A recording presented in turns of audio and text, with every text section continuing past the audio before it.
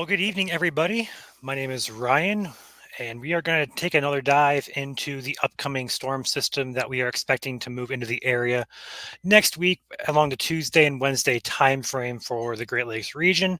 So we're going to start where we started yesterday, and that's going to be with our temperatures. We're going to look at temperatures, our instability, our wind shear, our moisture, overall timing, how things are trending. So first and foremost, we do have an SPC risk that has been issued for day 6 and day 7 for the Great Lakes region.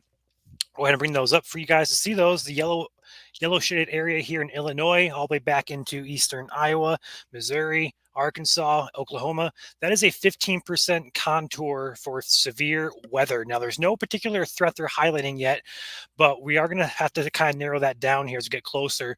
If we're looking towards a wind threat, a hail threat, tornado threat, still to be answered. But overall, there is a severe threat that the SPC is now hinting at on day 6, but also on day 7 as well. We see a day 7 outlook for portions of, again, southern Illinois, southern and central Indiana, and also southwestern Ohio. These are likely going to shift, likely going to change as we move closer to Tuesday and Wednesday of next week. But overall, they put the initial outlook out for these areas. And again, no particular threat or hazard is highlighted at this time. That will likely be highlighted more so in the weekend time frame as we get closer to Sunday. I'd say Sunday, Monday, we'll get a good idea of what to expect in terms of if you should expect hail, wind, or tornadoes with this system. So, in regards to the overall synoptic pattern, timing, how we're looking, let's go ahead and dive into some models here. So, first and foremost, we look at our temperature graph. Go ahead and pull this back up here for you guys to look at. So here is a United States look at temperatures.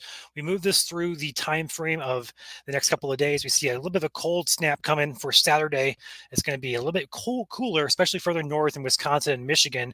And I'll dive south into Illinois, Indiana. But as we move through the weekend, we see this warm air start flowing right back in Sunday, Monday time frame. My eye is itching. I apologize. Sunday, Monday time frame here. We see a big warm up coming. This is going to be on Monday into Tuesday. We see this happen. We see a developing low pressure system out here in Minnesota that's going to develop, and it's going to pull up moisture and also warm air from the Gulf of Mexico. So this is a United States look. Let's go ahead and jump into the Midwest, a little bit zoomed in for you guys to see a better picture of this happening. We do see a couple things here. I'll go ahead and bring this back up. There we go. Into Tuesday time frame. Again, this is going to be Tuesday. We see 50s, 60s come up from the south. We might touch 70 in Illinois and Indiana. Not too confident on that yet, but it's a possibility we could touch 70. But with a combination there of 65, 70-degree temperatures combined with our dew points around the 55 to 60 range, may even touch 60 in parts of Illinois there as well. The combination of those warm temperatures, the moist air mass, and then we look over at our wind shear. Wind shear is still looking very potent for this system. We see an abundance of it. We're right on the edge of what we call a mid-level jet with this. The reds and yellows indicate your higher wind speeds. The greens are still pretty high, but just a bit lower than the yellows and reds.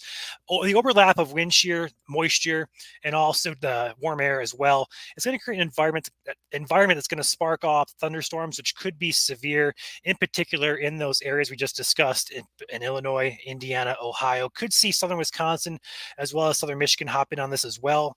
And I'll go ahead and look over here at our instability product.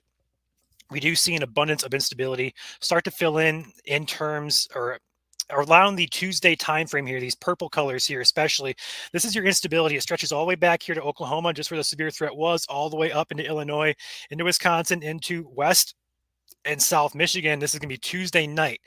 And then we move that forward into the Wednesday morning time frame. So overnight Tuesday into Wednesday morning, we see that area shift further east into Ohio and eastern Michigan. So right now the models are still kind of nailing down exactly where to expect the instability and such. But overall, I think the SPC has highlighted a good area to start. I think that's going to be extended a little bit. I'm not going to say extended, but a little bit adjusted in the coming days as we move closer to Tuesday and Wednesday timeframe. So initially, the initial thoughts for me personally, I do think we're going to see a severe threat materialize, particularly starting in Illinois on Tuesday afternoon. I think we're going to end up seeing what we call a QLCS, or a quasi-linear convective system. It's going to form right around the northern Illinois area. So what's going to happen is, my expectation, we're going to see thunderstorms start to form, develop, and they're going to push forward into a line that we call parallel QLCS, and now it's going to push forward and eastward towards Indiana, towards West Michigan as we get into the evening hours in Tuesday, reaching Michigan and Ohio into the early morning Wednesday hours. Now, the only question that I really have with that is how far east is it going to go? Is there going to be enough instability? Because as we lose daytime heating, we lose instability as well. So with that being said, that's my initial thought. We're going to probably have a QLCS line come through. It may push further east. We'll have to kind of wait and see. But right now, the initial severe threat for Tuesday is going to be primarily, I'm going to say, northern Illinois, all the way down through central Illinois, all the way back down through Missouri. That's going to be the initial thinking right now. And we can kind of see that if we switch over here to the European model, different website because the other website I'm on doesn't really carry much of anything for the Euro. If we look at the projected radar on the European model for that time frame, we're going to see a pretty potent a line that's mixing in here that could spark off some gusty winds along with some large hail, maybe some spin up tornadoes as well. But again, not going to jump in too far with the threats just yet. Just kind of giving an overall synopsis of what we're kind of seeing here. The European model does show this. We do see what I'm trying to hint at here is beneath this low pressure we have in southern Wisconsin, we see a line develop all the way through Illinois, all the way down through Missouri. Now, that's kind of the expectation with this. That's kind of what I'm seeing out in front of that line. We could see some scattered storms. This is what the model is showing right now. That's going to change. It's not locked in just yet, but overall thinking is staying pretty similar from yesterday to today, where we're going to have more than likely a line of storms develop and push eastward through the region. Just a matter of concern of timing and then exact locations and if it can survive with limited instability.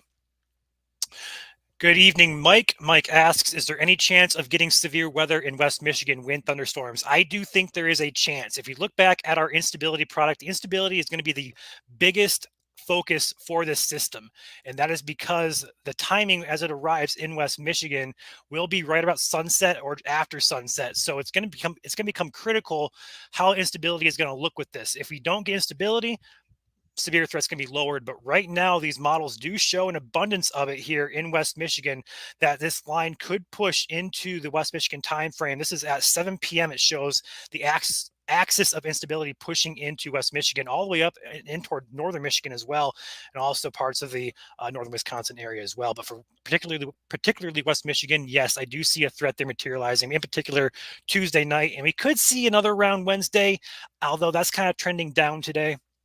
I think the primary threat for you guys in West Michigan is going to probably be Tuesday night. And I'd definitely say the wind should be your biggest threat, although I'm not going to rule out the possibility of the hail and tornado threat just yet, just because we still have a few days to go to kind of narrow that down. But overall, that is your synoptic pattern setup that we're looking at. I do think we're going to have a pretty good chance to see some severe weather somewhere in the Great Lakes region.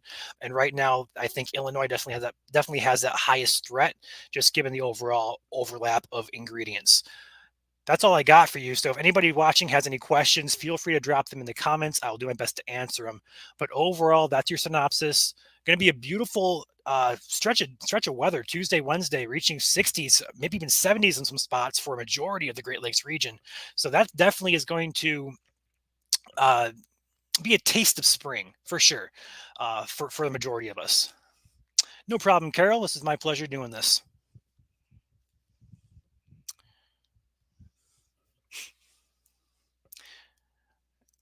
If no more questions, I'm going to probably hop off here and we'll go at this again probably tomorrow night. If not tomorrow night, then probably Saturday. We'll go at this again right around the 7 to 8 o'clock time frame again. So with that being said, I'll keep this pretty short at 9.5 minutes and I'll hop off here. So if you guys have any questions, feel free to comment on the page. I will get back to you later on tonight. So thanks guys for watching. Appreciate you guys. Stay safe.